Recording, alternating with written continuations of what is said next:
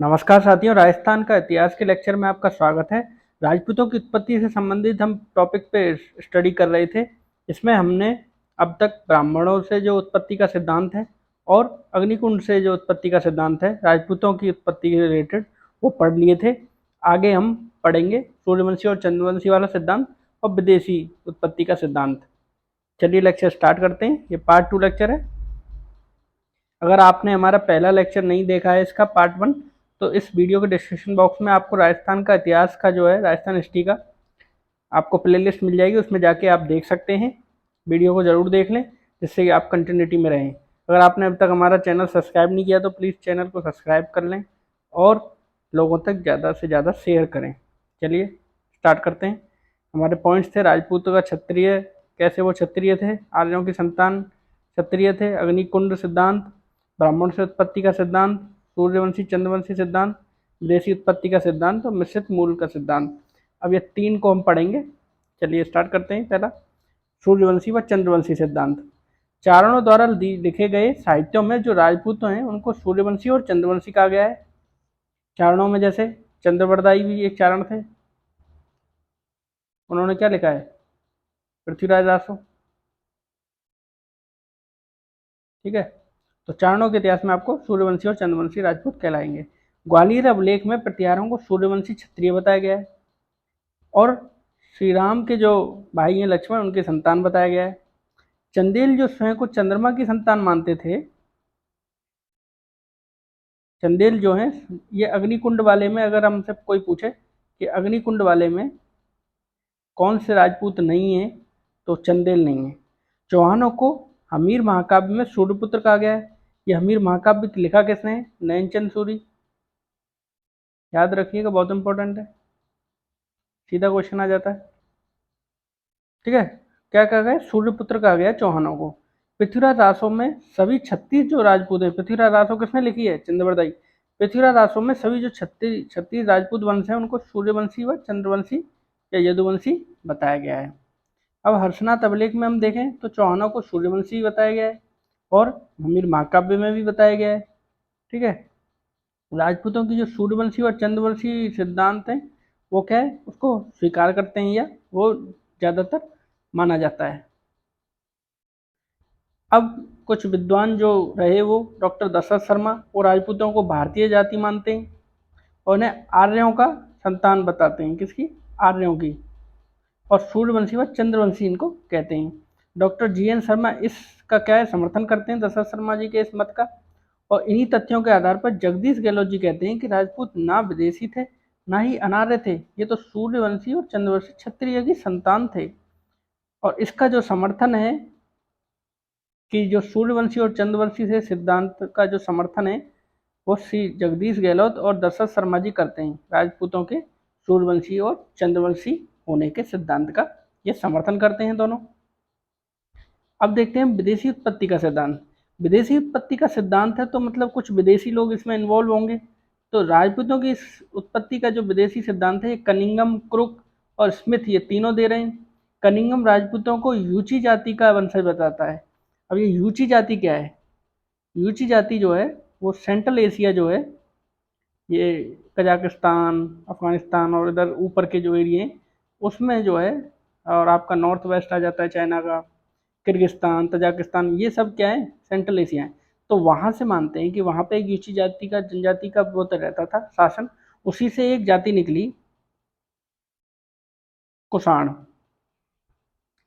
जो कुषाण वंश भी रहा भारत में। तो वो जो कुषाण थे, वो कुषाण वंश का जो, आपने कनिष्क का नाम सुना होगा, प्रतापी राजा कनिष्क, वो जो है कनिष्क, वहीं से इनकी मानते हैं कि वहीं से यूची जाति का जो एक भाग हुआ कुषाण वंश, उसी से राजपूतों की उत्पत्ति हुई है। कुषाण वंश के अगर संस्थापक की बात करें तो हम क्या है, कुजला कैडफिसस, ये इसके संस्थापक हैं। और कुषाण कनिष्क इसमें एक मतलब प्रमुख राजा रहा है इस वंश का, कुषाण वंश का। ठीक है, तो ये यूची जाति से जोड़ते हैं। राजपूतों का जो संबंध है वो कुषाण जाति से बताया गया है, जैसा मैंने अभी आपको बताया। इसका आधार कनिंगम ने ब्रोचर गुर्जर नामक एक ताम्रपत्र का दिया है, जो कब का है? 978 ईस्वी का है। ब्रोचर रोच गुर्जर नाम का एक ताम्रपत्र, तो उससे ये बताते हैं। अब क्रुक जो है वो इनको बोल रहे हैं शक, कुषाण, पहलव और हूणों से राजपूतों की उत्पत्ति बता रहे हैं कि भाई इन सबसे ही है। फिर इनका कहना है कि गुर्जर जाति जो हूणों से संबंधित है, और इस जाति या अन्य विदेशी जातियों ने हिंदू धर्म स्वीकार कर लिया इन्होंने, शक, कुषाण, हूणों ने। और यही क्या है एक्चुअल में, गुर्जर जाति यहीं से आई है। इन सब जातियों से राजपूतों की क्या उत्पत्ति बताते हैं, ये कौन बताते हैं, क्रुक। आगे देखें तो इतिहासकार जो है डॉक्टर आर जी भंडारकर का कहना है कि गुर्जर जो हैं वो विदेशी थे, ये खिजर जाति से संबंधित थे। और ये खिजर कहाँ है, ये तुर्की से उधर के एरिया से आ रहे हैं। तो खिजर जो है हुड़ों के साथ भारत आए, और राजपूत इन्हीं विदेशी गुर्जरों की क्या है, संतान है।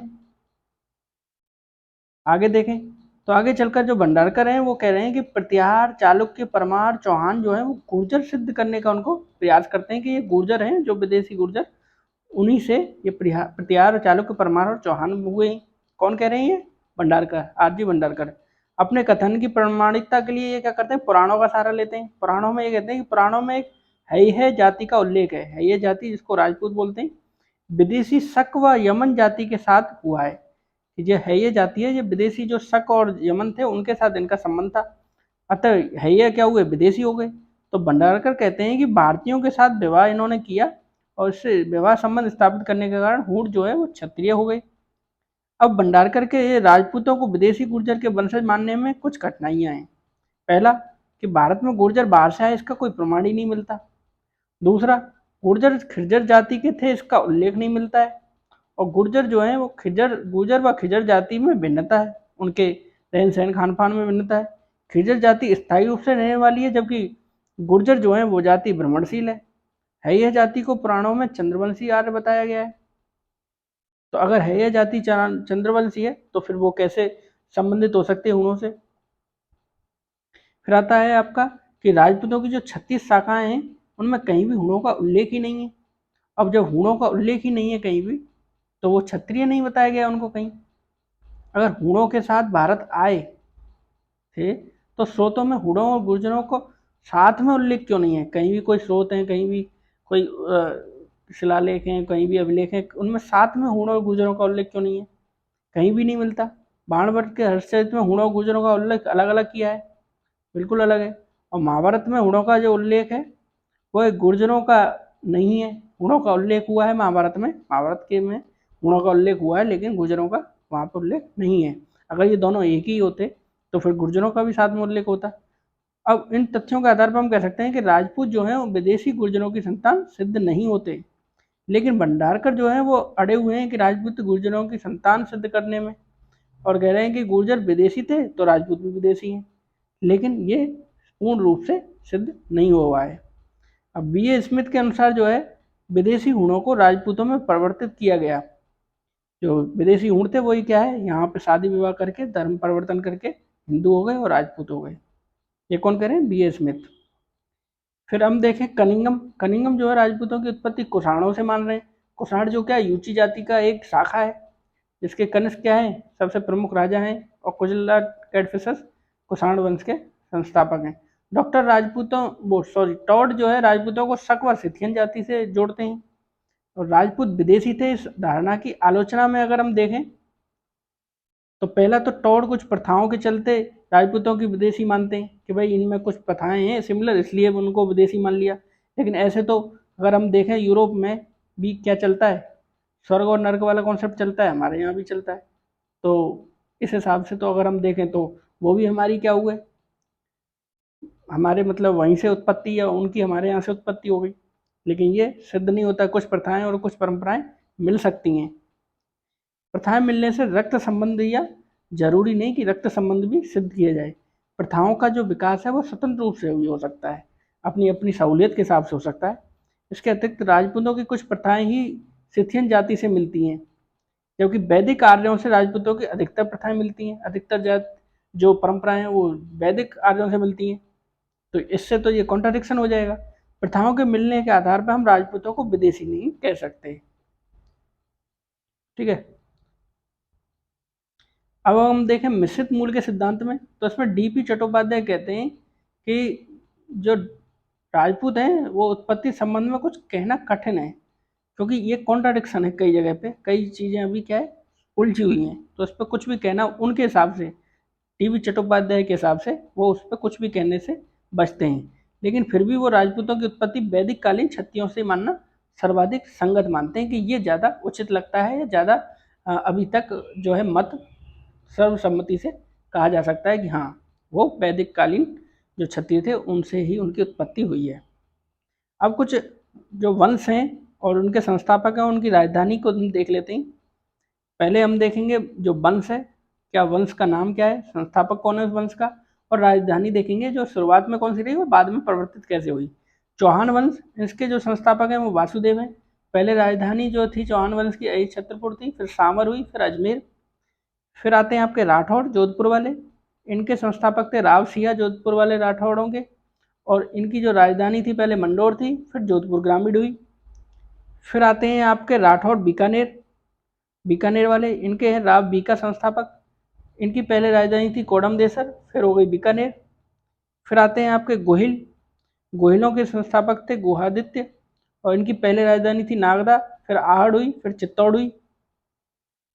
फिर आते हैं आपके कछवा, कछवा में दुल्हे राय और तेजकरण इसकी स्थापना करते हैं, संस्थापक हैं। पहले इनकी राजधानी दौसा थी, फिर रामगढ़ हुई, फिर आमेर और फिर जयपुर। फिर आते हैं आपके भाटी, जो भट्टी इनके संस्थापक थे। बटनेर में पहले बनाते हैं, फिर तनोट में, तनोट माता का मंदिर है प्रसिद्ध, जैसलमेर में आपने सुना होगा, रोदरवा। फिर आते हैं जैसलमेर में अपनी राजधानी लेके। फिर आते हैं आपके पांड्य वंश, पांड्य वंश के हैं संस्थापक नेडोनजेरियन उदान, और इसकी जो राजधानी थी वो मदुरई थी। शुंग डायनेस्टी, इसके जो संस्थापक हैं वो पुष्यमित्र शुंग हैं। ये पुष्यमित्र शुंग कौन आ रहे हैं, मौर्य वंश के बाद आ रहे हैं, मौर्य वंश के समाप्ति के बाद या मौर्य वंश को समाप्त करके ये पुष्यमित्र शुंग राजा बन रहे हैं। तो इसकी जो राजधानी थी वो की थी, पाटलिपुत्र थी। सातवाहन वंश के जो संस्थापक थे वो थे सिमुक, और इनकी जो राजधानी थी वो प्रतिष्ठान थी।